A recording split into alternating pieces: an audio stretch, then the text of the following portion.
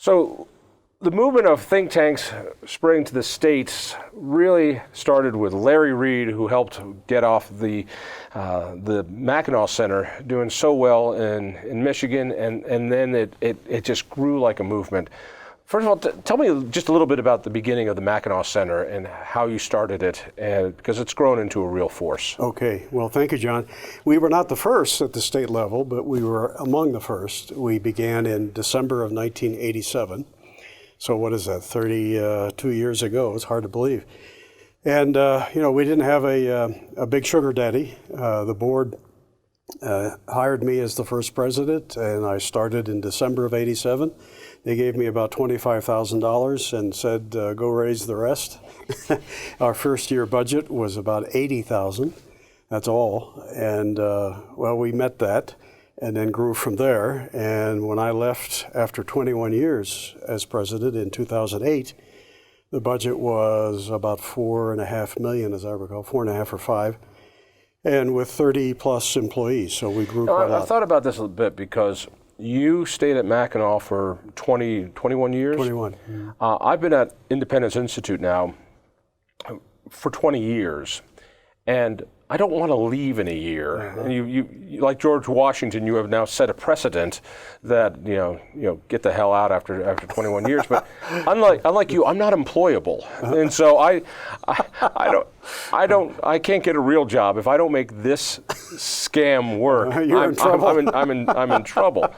So I just want to make clear this is not a requirement to leave. Is that correct? That's right. It wasn't. In fact, I decided it's not like a law that a think tank president has to leave in 20 years. No, but it was long in the planning. At our 15th year, I decided that 20 would be enough, and that 5 years would give me a good period of time to do all the things necessary for a good succession plan. And when it did happen, it was picture perfect. Let me make it clear. You're responsible. You did the succession plan. The organization is doing well. I'm not using that plan. Okay. My plan is to set it up so after I leave, the whole thing crashes and burns. So everybody else goes, man, once Caldara left, that place went to hell. That's my Now that you've announced that, it's going to be hard to raise funds. Nah. Hey, you went on to the next gig, which is the Foundation for Economic Freedom. Education. Education, I'm sure. And so FEE, see if I could spell, and then I would figure that one out. FEE does economic education, free market education, mostly to college kids all around the country. You've been doing that for a number of years, and like the quitter you are, you've now retired from that as well. Real briefly, what is FEE? Okay. FEE was started in 1946, but in the last 11 years that I was president, we underwent... I thought it was 5 years. No, it was 11. Almost 11, just 3 months shy of 11 years. But during that period, we underwent quite a change. We focused, or decided to refocus, on young people of high school and college age, and even within that demographic, we decided we would focus on newcomers to ideas of liberty. We wanted to be the first stop. So we were looking to attract not students who were already sold on ideas of freedom and free markets, but students who hadn't yet heard those ideas or heard very much about them. So that's how we retooled. And when I took it over, we had, in 2008, that was not a very auspicious time to take something over. Stock market fell apart in the very month I took the job. But we had about $1.5 million deficit, but within 2 years we turned that around, and it's been decisively in the surplus all the years since. We've tripled our revenue and more than tripled our staff. But more importantly, the message of FEE, of freedom, free markets, and personal character, is reaching more people today than ever before in our history, and not only in the U.S., but all over the world. Yeah, that's all nice and everything, but you picked a guy who's a foreigner coming after our jobs to replace you. So if we had a wall, this guy wouldn't have made it in from Lithuania to take over. Oh, he's a great guy, though. He's half my age, at about 38. And he led the Free Market Institute of Lithuania for 7 years. So he had the background. He wrote the textbook that is more commonly used for high school kids in economics in Lithuania than any other. And he's solidly on our side of the fence. And the fact that he comes from a former Soviet Union member country, even though he's only 38, he's able to say, hey, I came from a country that was burdened by socialism for decades, and I've been a part of the process of undoing it. Well, I hope he fails, because one, he's a foreigner, and two, he's younger than I am, and I don't have patience. No, Z is a great guy. He's an amazing young man. All right, I wanted to ask you about the Great Depression, because you wrote something years ago, and it's kind of stuck with you. It's of the myths of the Great Depression. I went to school, I learned about the Great Depression, and I learned that FDR, Franklin Delano Roosevelt, saved the country from this economic collapse. I had grandparents who voted Democrat for the rest of their lives because FDR gave them a job. And the conventional wisdom that I was taught in school was we got very close to becoming communists. We got very close to an economic complete collapse. It was terrible. But because FDR came in, made such changes, brought in Social Security, brought in the public works programs, brought in these things, that he saved the nation. You came out with something that said, not really. That's not how it played. I know Amity Slays did a terrific book on it that no one has read outside of our clique of conservatives. Give me the overview first, and then I want to dive into it. Okay. So, what did FDR save the nation?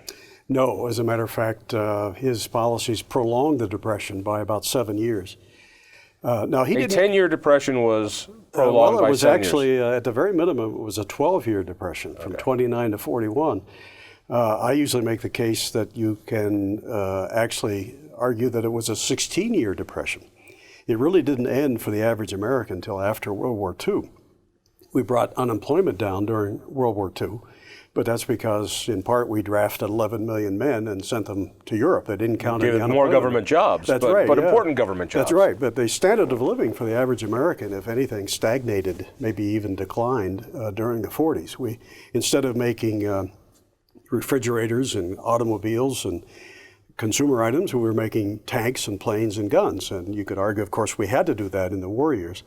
But the fact is, in terms of our standard of living, we didn't see recovery until the mid to late 40s. I heard that 1 out of every 4 Americans were unemployed during the Great Depression. That's a number that's bandied around. A little higher than that even, nearly 30%.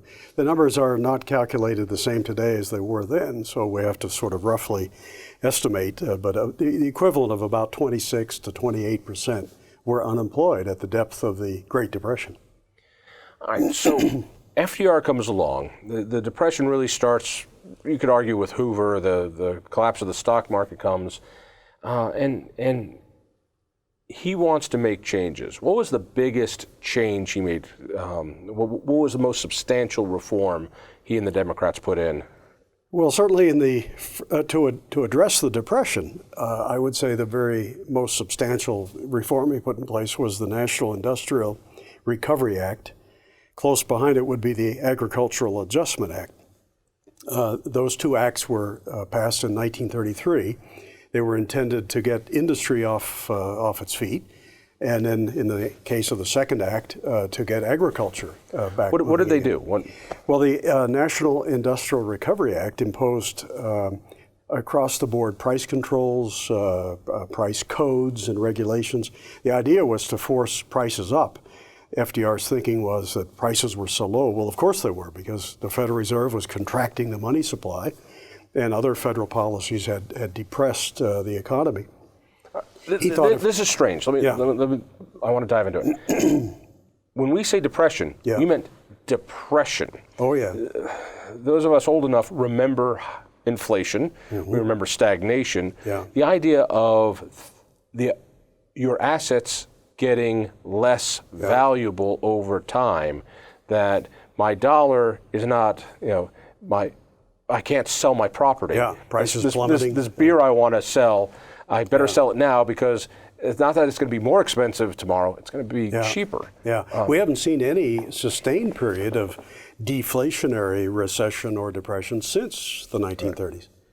And was that because we had a money supply that was too strict? Well, that's part of the reason. There are actually two big reasons for the decline in prices from about 1929 until the mid-30s. One is the Federal Reserve, which had caused the boom in the first place, the Roaring '20s, by inflating money and credit, driving interest rates to an all-time low in the '20s. Then in 1929 embarked upon a policy over several years of contracting the money supply. So it rose by 2/3 in the 20s and then declined by about 1/3 thanks to the Federal Reserve. But then in 1930, before Roosevelt took office, under Herbert Hoover, we imposed the Smoot-Hawley tariff, which raised tariffs on foreign imports to an all-time high, virtually closed the borders. That meant that American agriculture, which had been dependent upon foreign markets for much of its, to sell its production, all of a sudden lost a third of its market. So prices sounds plummeted. Vaguely familiar. Yeah, it does. Yeah, we learned that lesson for a while, but now I wonder if we may have to relearn it. So why did these acts of price control prolong the depression? If the idea was, listen, people are hurting, if we raise the prices of things, we mandate price controls, goes up, people are going to make more money, we'll get out of this depression. Well, you have to remember that one man's price is another man's cost. So to the extent a business might have benefited by the government forcing its prices up for its products it sells, it also has to pay at the other end in terms of the costs it has. The practical economic effect of the National Industrial Recovery Act was to raise the cost of doing business by some 40% across the board. In agriculture, we actually imposed with the AAA that I mentioned, a new tax on agriculture, which was hardly needed when it was flat on its back. And the act used the money to supervise the destruction of perfectly good fields of corn, wheat, and cotton, and perfectly healthy cattle, sheep, and pigs. With the idea of boosting the price. Contracting the supply so prices would go up. That's right. So the idea was, well, farmers will make more, but of course they have less to sell now. And to the extent they get more for what they do sell, it means that everybody else has to pay that much more in costs. It could have helped the farmer only at the expense of everybody else, and, right, so that's what it did. Why did it prolong the depression from your point of view? It prevented corrections that were needed, that were fostered by the previous inflationary boom. It kept some businesses going when they should have liquidated and reorganized. And it acted as a tremendous burden increasing tax. Both the NIRA and the AAA were new taxes on the economy, which is the last thing you need if the economy is already suffering from lack of profitability and high unemployment. So the heady thing about this is prices. Yeah. Those of us who believe in free markets and people being free to trade, pricing is something really important to us because it gives us information. Yeah. If the price of eggs are really high, I know, well, there's not that many eggs. I get to make decisions. If the prices are low, well, there's more eggs. Yeah. So now I can make good decisions. When government starts playing, no, we're going to raise the price of eggs artificially, it's hard for people, including the people in the egg business, to make real decisions. Exactly. Because it's not real data that you're getting. Yeah, and on top of that, you had Franklin Roosevelt raising taxes at every turn. When he ran against Hoover in 1932, he attacked Hoover for raising taxes. He attacked Hoover because he raised the top rate on income from 24 to 65%. But before 24 to 65%. In the Revenue Act of 1932. But when Roosevelt takes office, he does precisely the opposite. And the top income tax rate before he's done will go to 91%. 91%. And you think about why would anybody risk money that if you make money, you're going to only get 9 cents on a dollar. Well, you don't work. Absolutely. Well, there's even a worse example than that. Roosevelt once proposed to Congress a top rate of 99%. They debated it. Some senators from states where they had state income taxes resisted, saying, if he gets 99, how's my state going to get its 2 or 3 or 4%? So they refused to pass that. And then in retaliation against the Congress, he, by executive order, imposed a top income tax rate of 100% on all incomes over $25,000. If that had ever gone to court, surely it would have been thrown out, because the president doesn't get to decide what our tax rates are. Congress fortunately overrode that, but for several months, we had the potential of a 100% income tax rate on all income over $25,000. Which meant nobody would invest anything, because why invest $1 if you're just going to lose the dollar? That's right. The economist and historian Bob Higgs uses the term regime uncertainty to describe the 1930s, meaning there were so many disastrous policies, either tried or pending or put in place, that a lot of people who had a few bucks to invest said, things are too uncertain. I'm not going to put my dollars here. I'll sit on the sidelines or invest overseas. That's the part that's important. Yeah. We all hate rich guys. Rich guys are bad. Rich guys are evil. Rich guys are whatever. Roosevelt was one. Well, Roosevelt was one. Actually, I think he more married into it than anything else. He did. Yeah, he didn't actually create much of it. But when rich guys take their assets and go, I'm not playing because there's no reason for me to play, I'm just going to sit on it and not use it, well, then those jobs don't get created. That's right. Those jobs don't get created, unemployment stays. Talk to me a little bit about the gold standard. Yeah. Because it's hard for us today as we buy gold and people are, I got a bit of a gold bug myself. There's, I invest in gold. You couldn't in the Depression. Because Roosevelt banned it. Yeah. Explain this. Yeah. Roosevelt banned the individual ownership. Yeah. So it wasn't like banning assault weapons. Yeah. You couldn't have an assault. No, you couldn't have a Cougaran. Yeah. No, that's right. Why? What was the thinking? Well, it was within a month of his taking office in the spring of 1933 that he, by executive order, made private gold ownership illegal, with certain exceptions. He wasn't going to take the gold out of your teeth. But gold coins that we used as money were banned, and under penalty of $10,000 in fines or 10 years in prison or both. He did this by executive order. Yeah, Congress later ratified it, but at first he imposed it with 1 month. That's all you had to turn it in or face these fines of $10,000. And gold prices go up, gold prices go down. Yeah. And so when he said you got a month to turn it in, I'm assuming there was a market price. The market price must have gone up, so people who were selling their gold were making a fortune off of it. And there was a price that government recognized. It was $20 an ounce, but as soon as he seized it all, he raised it to $35 after he had it all. So when he bought the gold, he bought the gold back at $20 an ounce, was that right? Yeah. So no matter what the real market price was, he confiscated the gold and gave you $20, even though it might have been worth a lot more. That's right. In fact, he himself decreed it worth a lot more than that right away. Now, the idea here was that, we need to inflate the economy. We need to get prices up again. And everything was focused on boosting prices because prices had tumbled. Of course, there's good reason why they tumbled. Smoot-Hawley had closed the border to foreign exports. The Federal Reserve was contracting the money supply. Instead of fixing those issues, Roosevelt decided to deal with a symptom and just take your gold from you.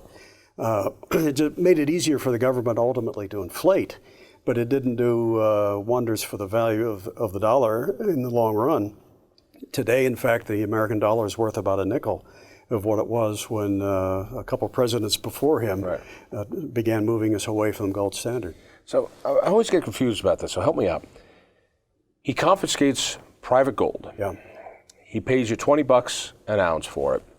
And then he decides what gold is worth. And back then, our dollar was still largely backed by gold.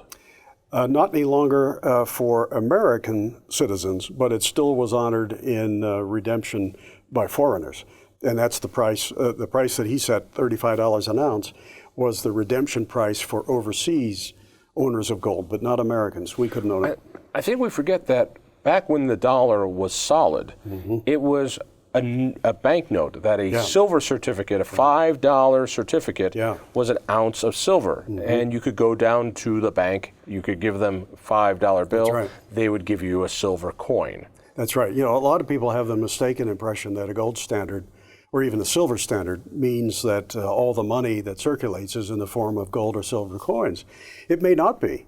A gold or silver standard means that the paper that circulates is backed by, redeemable in, convertible into the real thing. And as long as people have confidence that the paper is worth what it says it's worth, that they can get gold for it, then most of the time they prefer to use the paper. It's easier. Yeah. All right, so a $20 bill was an ounce of gold. And you could redeem it, right? Yeah, that's right. And then all of a sudden, you couldn't. You couldn't redeem it, and you had to take the Federal Reserve paper notes that Franklin Roosevelt said you now had to use. How did that prolong the Depression? It introduced another level of uncertainty in terms of where the American currency was going to settle out. Is it backed by gold, or is it not? How will the new discipline affect the issuers of it? I mean, there took a while for investors around the world to realize that, okay, maybe this is going to work at least for a little while. But they didn't know at first. Nobody knew for sure if this move by Roosevelt would prompt a new round of massive paper inflation or what. Fortunately, they weren't so irresponsible as the power they had would allow them to have been.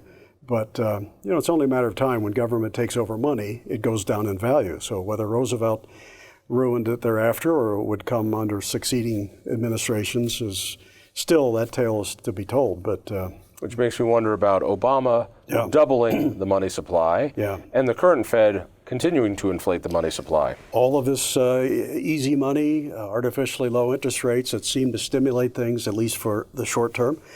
All of that is possible because of what Roosevelt did in 1933 and then what ultimately Richard Nixon did in ending what little was left of the gold standard in the 1970s. When you think back on the myths of the Great Depression, you know, he got us out of the Great Depression. No, it was the war that got us out of the Depression, or however you want to put it. What is the biggest misconception? What is the greatest myth there is about the Great Depression? I would guess I would say maybe the biggest myth is what started it in the first place. And that myth is usually summed up by something like this: capitalism caused the Great Depression, or the free enterprise system caused it.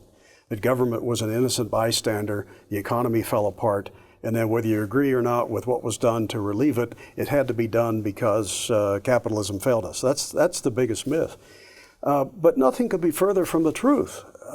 We had a Federal Reserve policy from 1924 to late 28, early 29, of very serious expansion of the nation's money and credit supply. They drove, just like the bubble before 2008, they drove interest rates to historic lows. They fed a land boom in Florida. We had the roaring 20s.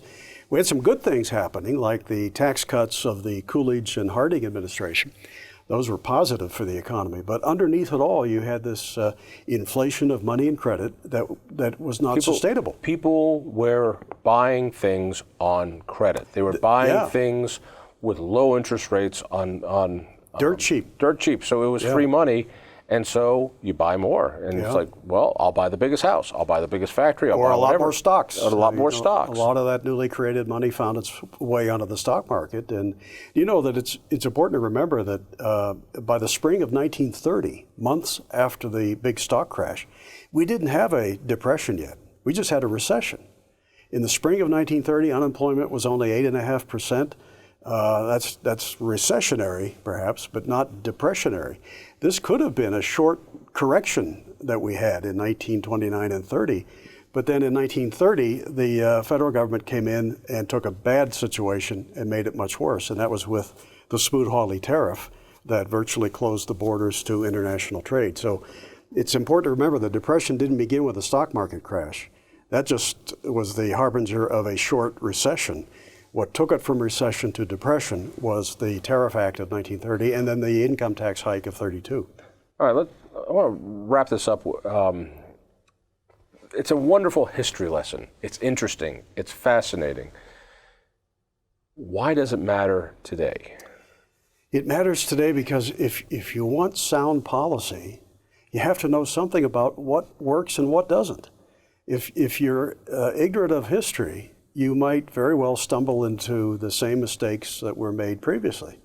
That's happened time and time again, where people don't learn the lessons of history, so they end up repeating them. What lesson did we not learn?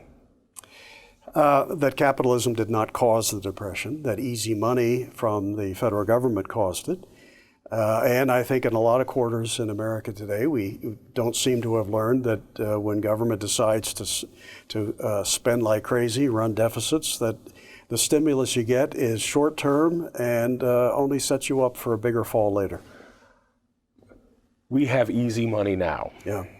We have deficits that are, the national debt is 1 year's worth of GDP. We all could work and produce for a whole year, not buy a single grain of rice in order to do that, to fill that. But that's nothing compared to the promises our governments have made, state, local, federal, that there's no way they can keep. From Social Security to Medicaid to Obamacare to pensions, these unfunded liabilities are called.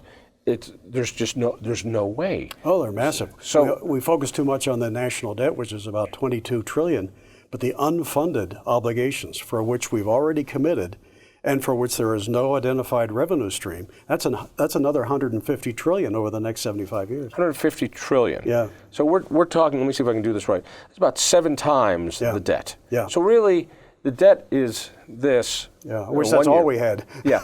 But 7 times that is what we've promised, that we have no funding source. That's right. Are we headed for something worse than the Depression? It's hard not to be pessimistic about this. Yeah, well, I get asked that a lot, and there's no question in my mind that there will be some kind of correction. You can't have years of easy money, artificially low interest rates, massive budget deficits without paying the piper, without there being some kind of a day of reckoning. Now, how deep it'll be and how long it will be depends upon, as much as anything, how the government responds to it at that time. I mean, if they respond to it as the Harding administration did to the Depression of 1921, we don't even talk about that today because it was over in a matter of months. Because under Harding, they cut spending, they cut taxes, they got off the back of a sick economy, and it recovered quickly. But if you have another big correction and the response of the government is massive bailouts, increases in spending, more easy money, back to the bottle, you might say, with easy money again, then it will just prolong the Depression, the correction, and make it even worse. So it depends on what the American people demand of their leaders when that time comes. But well, it may given not be that pretty. we had, at the end of W's presidency, banks that were too large to fail, failing, and we bailed them out. And then under Obama, GM was supposed to go out of business. We bailed them out. Now we have a government that's too big to succeed. Right, and I can't imagine that when this correction happens, that the response isn't to bail it out. And I don't think we have it in. I don't think it will work this time. Yeah, no, I don't either. When you look at $1 trillion in federal budget deficit for just 1 year, with the economy at 3.5% unemployment, I can imagine 7, 8, 10% unemployment causing that deficit to immediately, without any new spending, double to $2 trillion or more. And I think at some point, deficits of that size are just not financeable, and the whole system breaks down, and you have to start over. When price inflation, and when I do say when price inflation returns, the response to that is to raise interest rates. That is, but how do you raise interest rates if when you raise the interest rates, the payment on the debt you have goes up so much because the interest goes up? That's a good question for the Federal Reserve. I don't know that they have an answer for it, but if I were them, I'd be worrying about that. They have for a number of years now played the game of manipulating rates and keeping them low, and that actually makes deficits bigger because it causes government to feel like, well, hey, we can spend even more now since it's cheap money. Yeah, cheap money. But when those rates rise, so much of the debt turns over so quickly, just rolling it over every week, that the federal government will feel the pinch of those higher rates very quickly, and that'll take the deficit from $1 trillion to who knows what. Although I don't discount the power of inertia. Yeah. We've been doing this and it works. It does this, and so pessimists like me go, oh my God, the bubble's going to break, and it's got to break in the next week, month, year. Yeah.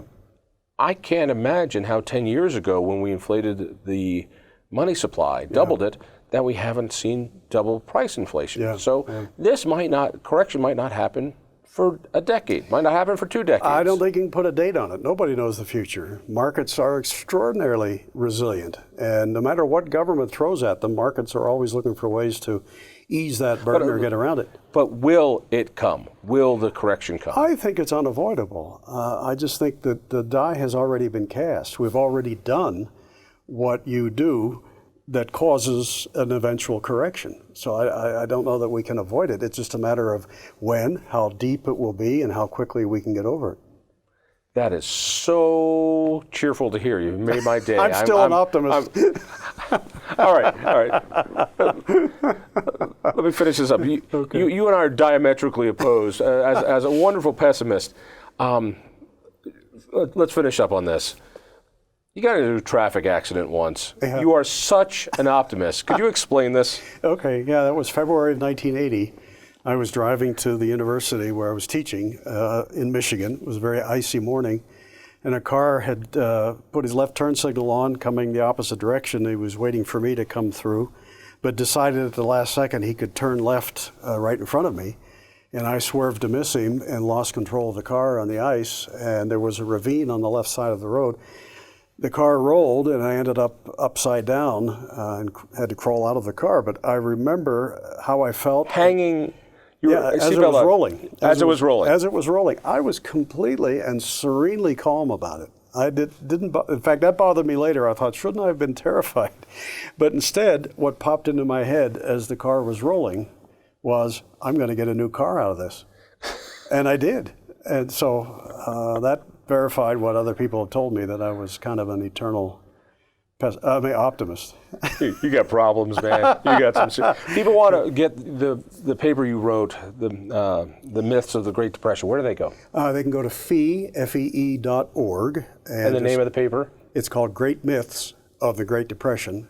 And if they type that in and maybe add my name, probably don't even have to add Reed, but it should come up right away. Free of charge. Free of charge. Yep. A great read. Thank you. Larry, thanks. Hey, my pleasure. Thank you, John. Optimist.